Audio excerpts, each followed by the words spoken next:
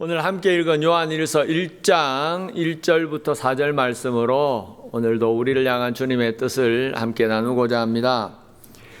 여러분, 세상에서 가장 공정하게 진행되어야 할 일이 있다면 사람과 사람 사이의 옳고 그름을 가리는 재판일 것입니다. 그런데 가장 공정해야 할 재판에서 잘못된 증언이나 불충분한 증거 때문에 억울하게 누명을 쓰고 옥살이를 하는 사람들이 종종 있습니다. 미국의 코넬리우스 듀프레라는 사람은 피해자가 자신을 지목하는 바람에 범죄자로 몰려가지고 30년 동안이나 억울하게 감옥에서 지내야 했던 사람이었습니다. 1979년 11월 23일 식료품점 주차장에서 백인 젊은 남녀 2명이 총을 든 2명의 흑인 남자에게 강도강간을 당하는 사건이 발생했습니다. 그런데 일주일 뒤에 그 당시 19살이었던 듀프레는 자기 친구와 함께 길을 가다가 차를 몰고 가다가 경찰에게 용의자로 체포를 당하게 됩니다.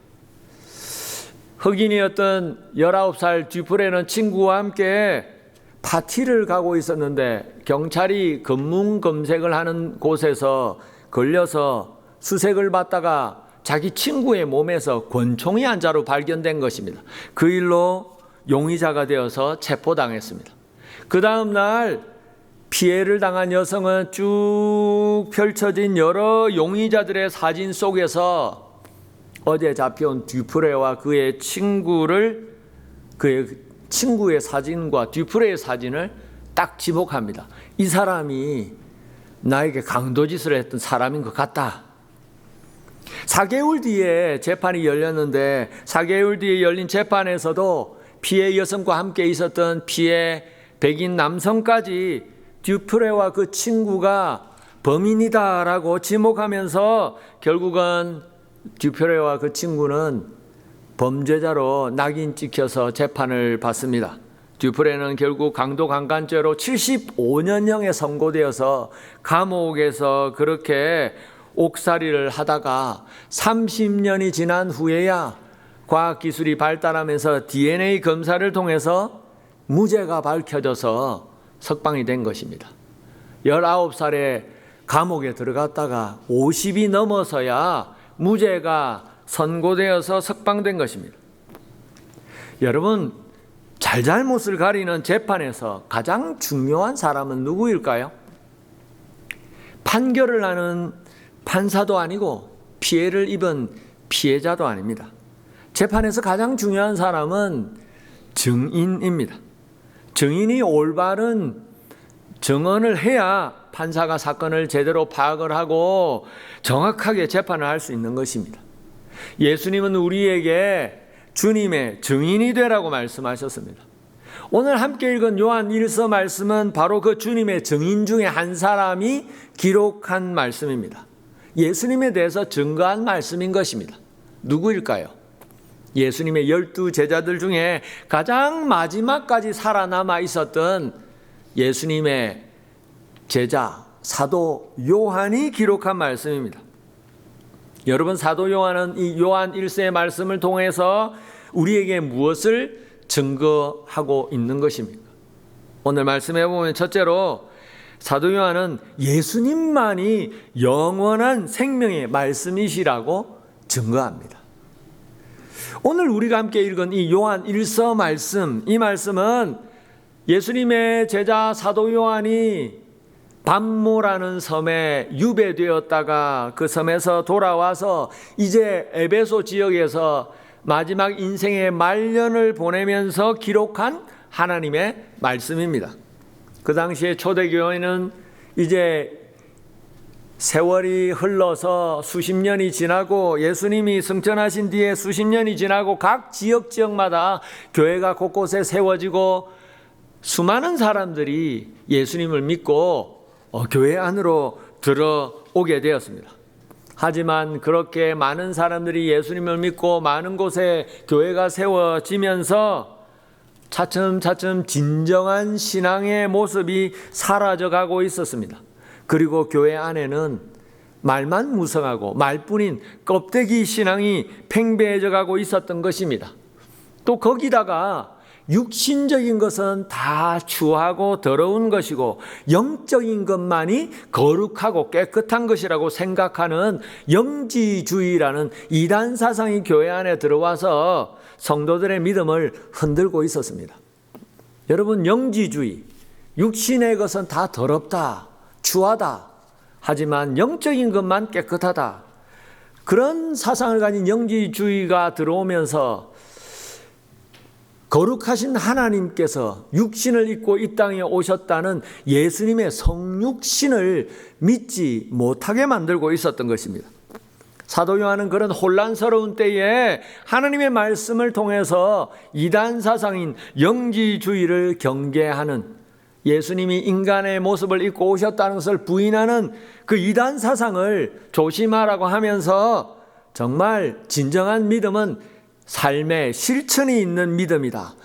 어떤 믿음이 진정한 믿음인가를 말씀을 통해서 다시 한번 가르치려고 했던 것입니다. 그래서 우리는 요한 1서 이 말씀을 통해서 진정한 믿음 생활, 신앙생활이 뭔지를 우리는 다시 한번 확인할 수 있습니다. 사도 요한이 요한 1서를 통해서 말씀하시는 말씀, 여러분, 그래서 사도 요한은 이 요한 1서 말씀을 통해서 제일 먼저 우리가 믿는 예수님이 어떤 분이신가를 말씀합니다. 예수님은 생명의 말씀이고 영원한 생명이라고 증언합니다. 1절 2절 다시 볼까요? 태초부터 있는 생명의 말씀에 관하여는 우리가 들은 바요, 눈으로 본 바요, 자세히 보고 우리 손으로 만진 바라. 이 생명이 나타내신 바 된지라. 이 영원한 생명을 우리가 보았고 증언하여 너에게 전하노니 이는 아버지와 함께 계시다가 우리에게 나타내신 바 된 이시니라. 오늘 이 성경 본문 1절 2절 말씀을 보면 예수님이라는 말은 한마디도 나오지 않습니다. 하지만 우리는 이 성경 말씀을 읽으면서 이 말씀이 곧 예수님에 대해서 설명하는 말씀인 것을 알 수 있습니다. 왜입니까? 세상이 창조되는 태초부터 있었고 하나님 아버지와 함께 계시다가 우리에게 나타나신 분은 오직 예수님 한 분이시기 때문입니다. 그래서 1절에 나오는 생명의 말씀, 2절에 나오는 영원한 생명은 곧 예수님을 가리키는 말입니다. 여러분, 예수님은 우리에게 영원한 생명을 주시는 분이십니다. 예수님은 영원한 생명 그 자체이십니다. 여러분, 사람들은 누구나 다 오래 살기를 원합니다. 얼마나 오래 살기를 원할까요? 100년, 120년. 사람들은 가능하면, 할 수만 있으면 남들보다 더 오래 살기를 원합니다. 왜 그렇게 사람들은 오래 살기를 원하는 것입니까? 사람들이 진짜 원하는 것은 무엇입니까? 그냥 오래 사는 게 아니라 할 수만 있으면 죽지 않고 영원히 살고 싶기 때문입니다. 사람들은 왜 그렇게 오래 살기를 원할까요? 사람들은 왜 그렇게 죽고 싶지 않아 할까요? 왜 영원히 그렇게 살기를 원하는 것입니까? 사람은 원래 영원을 위해 지원받은 존재이기 때문입니다. 하나님께서 사람을 창조하실 때 본래 하나님은 사람을 영원히 살 수 있는 존재로 창조하셨습니다. 그런데 아담과 하와가 하나님의 말씀에 불순종하고 죄를 범하여서 육신의 죽음이 찾아왔고 결국 우리는 영원을 잃어버린 것입니다. 하나님은 그렇게 영원히 살지 못하고 영생하지 못하고 죽을 수밖에 없는 우리를 사랑하셔서 우리를 구원하시기 원하셨습니다. 그래서 하나님의 아들 독생자 예수 그리스도를 이 땅에 보내주셨습니다. 우리에게 영원한 생명, 영생을 주시기 위해서 예수님께서 이 땅에 오신 것입니다. 그래서 예수님은 영원한 생명, 영생을 주시겠다고 약속하신 하나님의 약속의 말씀, 그 말씀이 이 땅에 이루어진 실체가 되시는 것입니다. 그래서 예수님을 생명의 말씀, 영원한 생명이라고 기록합니다. 여러분, 성경은 분명히 우리에게 약속하십니다. 생명의 말씀이 이루어진 실체이신 예수님, 영원한 생명을 주시는 그 예수님, 영원한 생명 자체이신 그 예수님을 믿으면 우리가 구원을 받고 이제 영원한 생명, 영생을 얻게 된다고 약속해 주십니다. 여러분, 그래서 우리가 정말 하나님의 말씀대로 정말 예수님을 우리가 믿고 있다면 우리는 영원한 생명을 소유한 사람들입니다. 영생을 소유한 사람들. 우리가 정말 영원한 생명을 소유하고 있다면 우리는 더 이상 이 땅에 있는 것들에 집착하지 않고 연연해하지 않을 것입니다. 오늘도 예수님이 우리에게 주신 그 영원한 생명 대신 그 예수님을 굳게 붙잡고 이 땅을 살아가는 저와 여러분 되기를 바랍니다. 오늘 둘째로 이 말씀을 통해서 사도 요한이 우리에게 전하는 말씀은 무엇일까요? 주님에 대해서 자신이 경험한 것을 증언한다고 고백합니다. 우리 다시 한번 1절, 2절 보겠습니다. 태초부터 있는 생명의 말씀에 관하여는 우리가 들은 바요, 눈으로 본 바요, 자세히 보고 우리 손으로 만진 바라. 2절, 이 생명이 나타내신 바 된지라. 이 영원한 생명을 우리가 보았고 증언하여 너에게 전하노니 이는 아버지와 함께 계시다가 우리에게 나타내신 바 된 이시니라. 오늘 이 말씀을 기록한 사도 요한은 예수님의 12제자 중에 한 사람입니다. 그는 인간의 몸을 입고 이 땅에 오신 예수님을 가장 가까이서 옆에서 주님을 3년 반 동안 따라다니면서 직접 눈으로 보고 주님의 말씀을 귀로 듣고 주님을 직접 경험했던 사람입니다. 그래서 그는 자신이 직접 경험한 것을 너희에게 증거한다고 고백하는 것입니다. 3절 우리 다시 한번 볼까요? 우리가 보고 들은 바를 너희에게도 전함은 너희로 우리와 사귐이 있게 하려 함이라. 우리의 사귐은 아버지와 그의 아들 예수 그리스도와 더불어 누림이라. 여러분, 오늘날 현대 기독교의 문제점이 무엇일까요?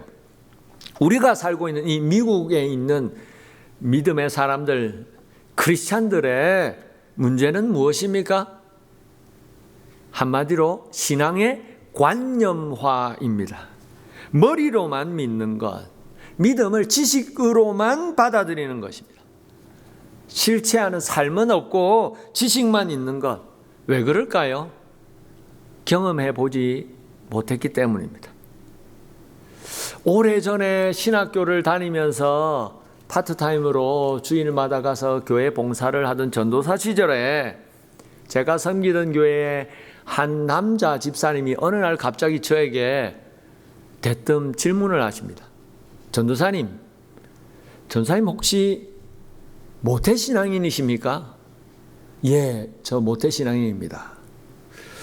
이상하네요. 부모님이 서원한 것도 아닌데 모태신앙인이 대학을 졸업하고 나서 다시 신학교에 가는 것, 그게 흔치 않은데 어떻게 모태신앙인인데 신학교를 다시 가셨습니까? 아마도 그 집사님은 모태신앙인에 대해서 그런 마음을 가졌던 것 같습니다. 그 집사님도 모태신앙이셨으니까요. 그 집사님도 기독교 가정에서 태어나서 어릴 때부터 부모님을 따라서 그 교회, 제가 섬겼던 그 교회를 평생을 다녔던 모태신앙인이셨습니다. 그래서 그분은 그런 생각을 했던 것 같습니다. 주위에 있는 자신을 포함해서 주위에 있는 모태신앙인들을 보면서 모태신앙인들은 신앙에 별 뜨거움도 없고 결단도 없고 그냥 조용히 밋밋하게 습관적으로 신앙생활을 하는 사람들이다. 그런 생각을 가지고 있었던 것 같습니다. 그런데 모태신앙인이라고 하는 사람이 신학교를 다시 가서 전도사가 된 게 그분 눈에는 신기해 보였던 것입니다. 여러분, 무엇이 문제입니까? 모태 신앙인이냐 아니냐가 문제가 아닙니다. 정말 주님을 경험했는가가 문제 있는 것입니다. 모태 신앙인이냐, 어른이 되어서 예수를 믿었느냐가 중요한 게 아니라 예수님을 정말 경험했느냐, 살아계신 예수님을 만났느냐가 중요한 것입니다. 예수님을 경험했으면, 정말 살아계신 예수님을 우리가 만났으면, 만난 만큼, 경험한 만큼 우리는 신앙생활을 제대로 할 수가 있는 것입니다. 우리의 믿음은 주님을 경험한 만큼입니다. 주님을 만난 만큼 우리는 주님을 믿습니다. 은혜 받은 만큼 믿고 경험한 만큼 믿는 것입니다. 결국 우리는 우리가 경험한 만큼 주님을 증거할 수 있습니다. 예수님은 우리에게 주님 당신의 증인이 되라고 하셨습니다. 증인은 보고 들은 것을 한치의 오차도 없이 정확하게 진술해야 할 책임이 있습니다. 그래서 증인들은 재판 자리에서 증언하기 전에 꼭 선서를 합니다. 정확하게 거짓 없이 진실하게 증언할 것을 선서하는 것입니다. 증인은 보고 들은 것을 확실하게 진술해야 될 책임이 있습니다. 여러분, 우리는 예수님의 증인들입니다. 우리는 주님을 보고 주님의 말씀을 듣고 주님을 경험한 만큼 증거할 수 있는 것입니다. 여러분, 오늘 저와 여러분의 신앙 수준은 어느 정도일까요? 우리의 신앙이 왜 이 정도인 것입니까? 우리가 경험한 주님이 이만큼이기 때문입니다. 그래서 성경은 살아계신 주님을 더 많이 경험하고 더 깊이 알아가라고 말씀합니다. 믿음 안에서 더 성숙해져 가라는 것입니다. 베드로후서 3장 18절 말씀 상반절, 오직 우리 주 곧 구주 예수 그리스도의 은혜와 그를 아는 지식에서 자라가라. 예수님을 더 깊이 경험하고 알아가라 말씀하시는 것입니다. 여러분, 우리는 주님을 아는 만큼 믿을 수 있습니다. 경험한 만큼 믿을 수 있습니다. 그래서 우리는 더 큰 은혜가 필요합니다. 주님의 살아계심에 대한 더 깊은 경험과 체험이 필요한 것입니다. 여러분, 오늘도 우리가 더 깊이 주님을 만나고 더 깊은 주님을 경험하는 은혜를 달라고 함께 기도하기 원합니다. 셋째로, 이 말씀을 통해서 사도 요한이 증거하는 말씀, 요한은 무엇을 말씀합니까? 믿음 안에서 주님과 함께하는 교제를 나누자고 하십니다. 오늘 4절 말씀, 마지막 우리 함께 읽던 4절 말씀은 사도 요한이 요한일서 말씀을 기록한 이유에 대해서 말씀합니다. 4절 다시 볼까요? 우리가 이것을 쓰면 우리의 기쁨이 충만하게 하려 함이라. 사도 요한은 기쁨을 얻기 위해서 이 말씀을 기록했다고 말씀합니다. 무슨 기쁨일까요? 믿음 안에서 성도들과 교제할 때 주시는 기쁨입니다. 사도 요한은 하나님의 말씀을 전하고 나누면서 믿음의 교제가 있기를 원했습니다. 그래서 3절 상반절 말씀에 보면 이렇게 기록되어 있습니다. 3절, 우리가 보고 들은 바를 너에게 전함은 너희로 우리와 사귐이 있게 하려 함이니. 이 말씀을 전하는 것은 우리와 사귐을 가지도록 하기 위함이다. 사귐이 있게 하려 하는 것이다. 사귐, 교제, 펠로십, 성경 원어로는 코이노니아라고 합니다. 믿음 안에서 너희와 우리 성도들 간에 교제가 있기를 원했던 것입니다. 그런데 그 교제는 그리스도 예수님과 함께하는 교제여야 한다고 말씀합니다. 3절 다시 끝까지 보겠습니다. 우리가 보고 들은 바를 너에게도 전함은 너희로 우리와 사귐이 있게 하려 함이니 우리의 사귐은 아버지와 그의 아들 예수 그리스도와 더불어 누림이라. 여러분, 사도 요한은 하나님의 말씀을 통해서 성도들과 믿음의 교제를 나누기 원했습니다. 그런데 그 교제는 주님이 함께 하시는 교제라고 합니다. 다르게 얘기하면 믿음의 사람들, 믿음의 형제 자매들, 성도들 간에 나누는 믿음의 교제에는 반드시 예수님이 함께 계셔야 한다는 것입니다. 흔히들 인간을 사회적 동물이라고 합니다. 사람들은 항상 다른 사람들과의 관계 속에서 살아갑니다. 이 세상에서 혼자 살 수 있는 사람은 없습니다. 사람은 다른 누군가와 교제하며 살아가도록 지음받았습니다. 그래서 이 세상 모든 사람들은 대부분 하루에도 몇 번씩 누군가와 전화를 하고 만나고 이야기하고 교제를 나누면서 살아갑니다. 교회도 마찬가지입니다. 교회는 믿음의 공동체, 예배를 드리는 예배 공동체일 뿐만 아니라 교제 공동체입니다. 사귐의 공동체. 그래서 초대교회는 모여서 예배만 딱 드리고 그걸로 끝내고 그냥 다 흩어지지 않고 예배 드리고 나면 꼭 함께 모여서 식사를 하면서 함께 교제를 나누었습니다. 여러분, 그런데 그런 성도들 간의 교제가 하나님이 기뻐하시는 진정한 믿음의 교제가 되기 위해서는 예수님이 함께 하셔야 합니다. 아무리 교회 안에서 모이고 아무리 믿는 성도들끼리 모여도 주님이 우리의 모임 가운데, 우리의 교제 가운데 함께 하시지 않으시면 그 모임은 진정한 믿음의 교제가 될 수 없습니다. 여러분, 오늘날 교회 안에는 여러 가지 모임들이 있습니다. 우리 교회도 또 어디 교회에서나 이민교회에는 참 많은 모임들이 있습니다. 특별히 이 미국 땅에 이민 와서 사는 우리 한국 사람들에게는 교회는 교회 이상의 장소입니다. 한국 사람들을 만날 수 있는 장소이고 우리 한국 사람들과 함께 친목을 도모할 수 있는 장소가 이민 한인 교회입니다. 하지만 그렇게 교회 안에서 모인다고 다 모든 모임이 주님이 함께 하시는 모임이 되지는 못합니다. 교회에서 모이는 모임과 교제가 주님이 함께 하시는 모임, 주께서 기뻐하시는 진정한 믿음의 교제 모임이 되기 위해서는 우리가 모임에서 믿음을 나누고 은혜를 나누어야 합니다. 그냥 함께 모여서 시시콜콜한 얘기를 나누고 끝나는 것이 아니라 교회 안에서 믿음의 형제 자매들이 모여서 나누는 교제는 믿음을 나누고 은혜를 나누어야 하는 것입니다.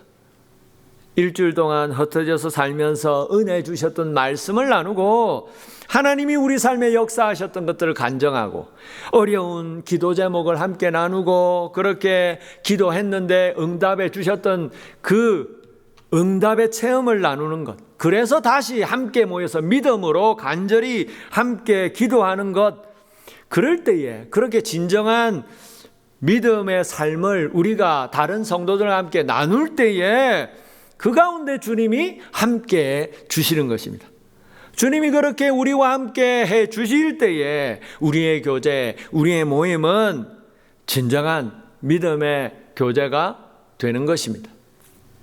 여러분, 그래서 우리는 믿음으로 이 땅을 살아가면서 교회 안에서 교회 생활, 신앙생활 하면서 항상 우리 자신을 살펴야 합니다. 우리가 늘 주님과 동행하는 믿음의 삶을 살고 있는지, 그리고 그런 내 믿음의 삶을 다른 성도들과 나누고 있는지, 그래서 우리가 나누는 우리의 믿음의 교제 가운데 하나님께서, 주님께서 함께 하시는지를 우리는 늘 돌아봐야 하는 것입니다.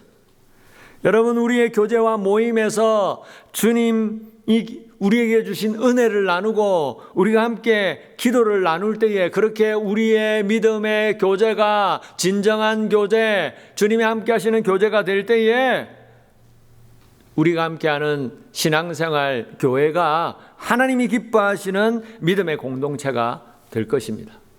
말씀을 나누겠습니다. 우리가 믿는 예수님은 우리에게 영원한 생명, 영생을 주시는 분이십니다.